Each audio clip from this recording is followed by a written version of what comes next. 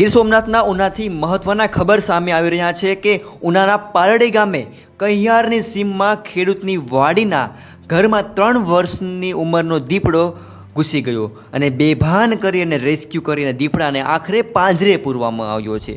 હા દોસ્તો, ઉનાના પાલડી ગામે કહિયારની સીમમાં ખેડૂત દેવસીભાઈ રાઘાભાઈ સોલંકી કહિયારની સીમમાં પાલડી બપોરે વાડીના નિરણના રૂમમાં દીપડો અંદર બેસેલો હતો અને એ વખતે માલધારી ગોપાલભાઈ ભીમાભાઈ રબારી નિરણના રૂમમાંથી ખપાડી લેવા જતાં ગોખલામાં દીપડો બેઠો હતો એટલે તરત જ દરવાજો બંધ કરી અને આ ગોપાલભાઈ છે તે બહાર નીકળી જાય છે।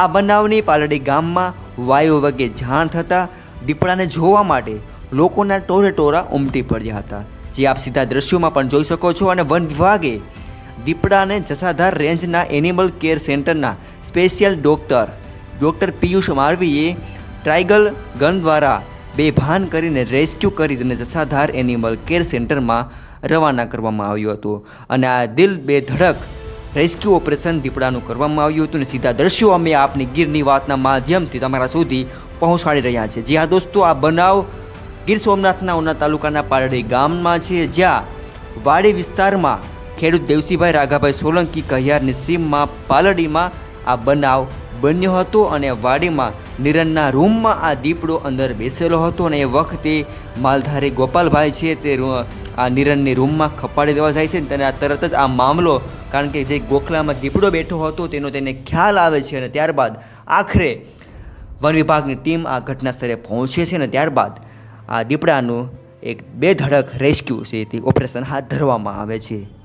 હું છે ને નિરણ લેવા જતો ઘરમાં પાણી, એમાં ઘરમાં હતો દીપડો, મેં લઈને બહાર બંધ કરી દીધું। પછી નગાધણભાઈ છે ને ખેડૂત એને ફોન કર્યો।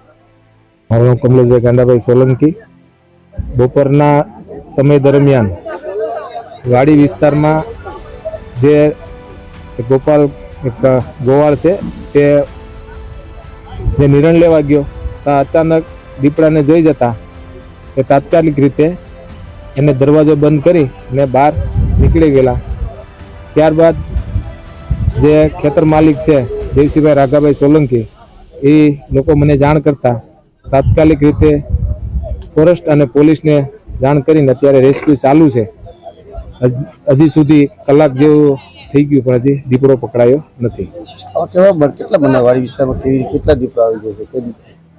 વાડી વિસ્તારમાં ઘણા બધા દીપડા છે અને આ દીપડો કદાચ હશે એને 2 વાર એને પકડવાનો પ્રયત્ન કર્યો, 2 વાર પાંજરા મૂકી ગયા હતા પણ એ દીપડો છે એ પકડાયો આજ સુધી હતો નહીં, પણ આજે અચાનક રૂમમાં ગળી જતા એ આજે અંદર રૂમની અંદર દરવાજો બંધ છે અને ફોરેસ્ટ દ્વારા રેસ્ક્યુ ચાલુ છે।